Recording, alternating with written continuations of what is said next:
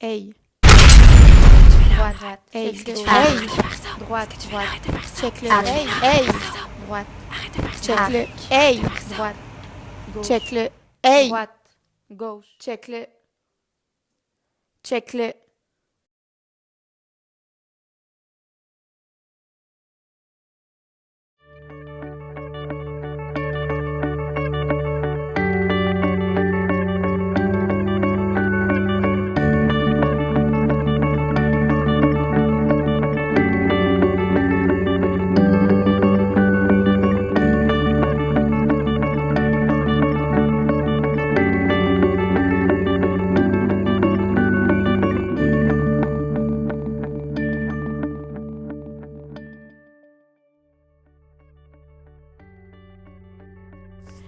Le facteur qui nous intéresse plus particulièrement est la cause neurochimique. Elle provient d'une production anormalement élevée de dopamine dans certaines régions du cerveau, ce qui amènerait la schizophrénie chez un individu. Le glutamate et la sérotonine, d'autres neurotransmetteurs, auraient aussi un effet dans cette maladie. La dopamine est un neurotransmetteur qui agit entre les synapses d'un neurone qui amène la sensation de plaisir dans notre organisme. Plus on en libère, et plus nous avons un comportement gratifiant. Il joue donc un rôle important dans les diverses dépendances comme l'alcool ou la drogue. Chez les schizophrènes, on constate aussi un dysfonctionnement cortical. Celui-ci est inférieur à la normale et on constate une augmentation de dopamine dans la striatum, une structure subcorticale.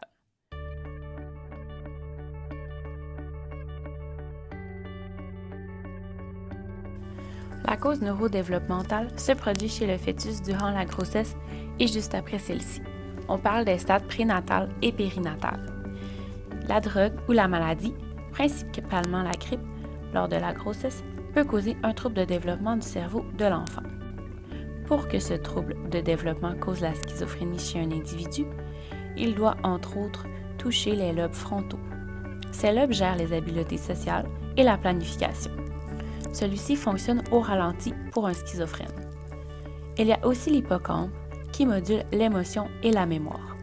Les lobes temporaux, quant à eux, vont causer les hallucinations auditives et il y a finalement l'augmentation de neurotransmetteurs, particulièrement la dopamine. S'il y a une dysfonction de ces différentes parties du cerveau, le cerveau n'arrive pas à maturation comme un cerveau normal. Cela peut causer différents symptômes de la schizophrénie plus tard dans le développement de l'individu.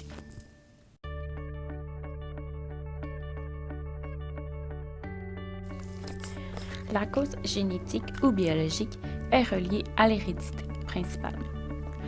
L'hérédité accroît le risque de souffrir de schizophrénie.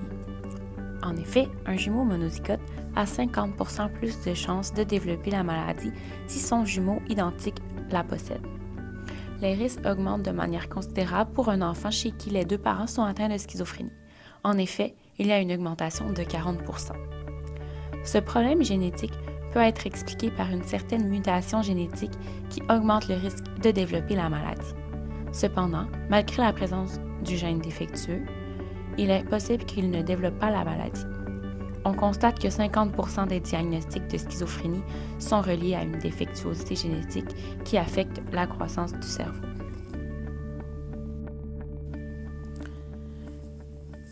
Tout d'abord, la schizophrénie est une maladie mentale qui consiste en un détachement de l'esprit de la personne. C'est d'ailleurs avec les termes schizène et phrène, qui veulent dire séparé, et esprit, que le nom s'est formé.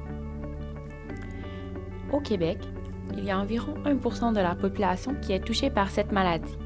Elle se développe habituellement entre 15 et 30 ans.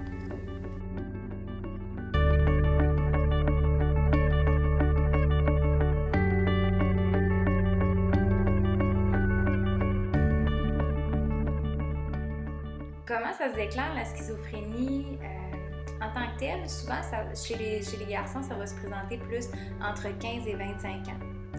Chez les filles, ça va être un petit peu plus tard, ça va plutôt être entre 25 et 35 ans.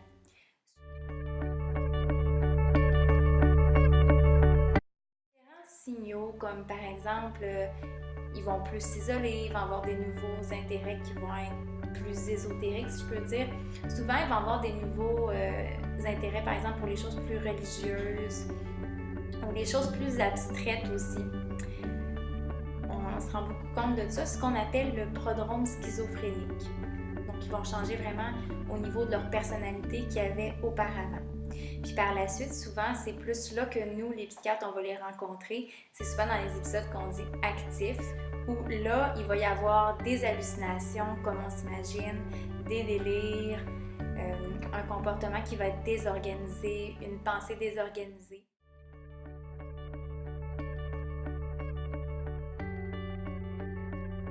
Les symptômes positifs correspondent à l'activation anormale de l'esprit.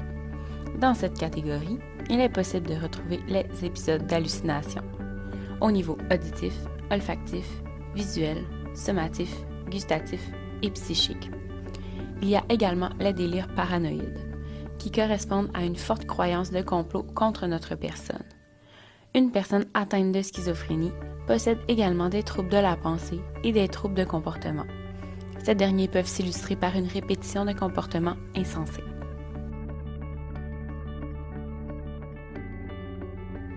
Les délires, les hallucinations, comportements, pensées désorganisées, ça fait partie de nos critères diagnostiques. On a également les symptômes qu'on dit négatifs, puis ça, c'est des symptômes qui vont être très difficiles pour les gens qui sont atteints de schizophrénie. C'est plutôt, comme mettons, ils vont être plutôt asociaux, ils vont avoir de la difficulté à se mêler avec les gens, ils vont avoir des émotions qui vont être plus neutres. On va dire qu'ils ont des affects émoussés, ça veut dire qu'ils ont peu d'expression faciale. Puis ça, souvent, ça va caractériser ces personnes-là qui sont schizophrènes.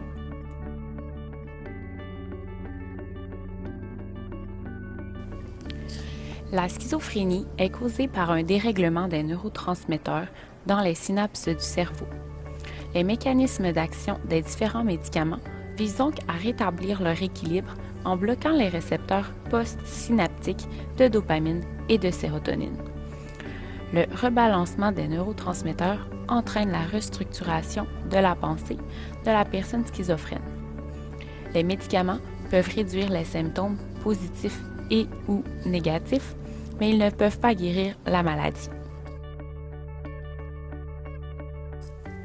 Les médicaments traitant la schizophrénie font partie de la grande classe des psychotropes neuroleptiques, c'est-à-dire qu'ils ont une influence sur le système nerveux central et qu'ils traitent les épisodes psychotiques, tels que l'angoisse profonde, l'état d'agitation et la perturbation de la pensée.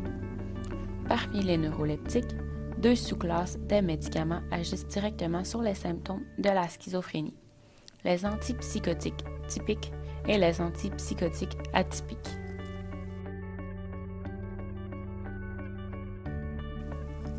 Utilisés plus anciennement, les antipsychotiques typiques bloquent la dopamine dans les synapses. Ils maîtrisent les hallucinations, les idées délirantes et la confusion. Les médicaments commercialisés suivants sont des exemples d'antipsychotiques typiques: le Haldol, le Modécaté, le Largactil et le Melaril. Les symptômes de cette maladie entraînent des difficultés au niveau des occupations. En effet, celle-ci éprouve de l'apragmatisme, c'est-à-dire un trouble neurologique produisant une perte d'initiative ou d'intérêt à faire une activité quotidienne. De l'anosognosie est également présente chez ces personnes. Ce symptôme consiste à ne pas avoir conscience de sa maladie ou de nos actions inappropriées. Ainsi, une personne peut ne plus avoir l'intérêt de prendre sa douche et ne va pas être consciente de l'impact. Ces 2 principaux symptômes vont donc être pathologiques sur différents aspects de la vie de la personne, tels que la capacité à prendre soin de soi, à établir des relations durables, à se former et à assurer une activité, à se maintenir dans un logement, à organiser une vie sociale et des loisirs.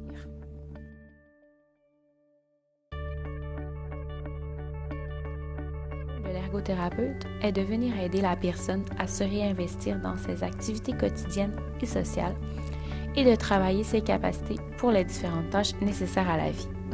Le professionnel peut donc accompagner la personne dans des programmes interdisciplinaires de réhabilitation psychosociale, faire des activités artistiques comme le bricolage ou des jeux, ou simplement faire des activités quotidiennes comme la cuisine ou établir une discussion. L'ergothérapeute va juger des capacités à pratiquer en évaluant les compétences cognitives, adaptatives et sociales grâce au test de l'AMPS, Assessment of Motor and Process Skills.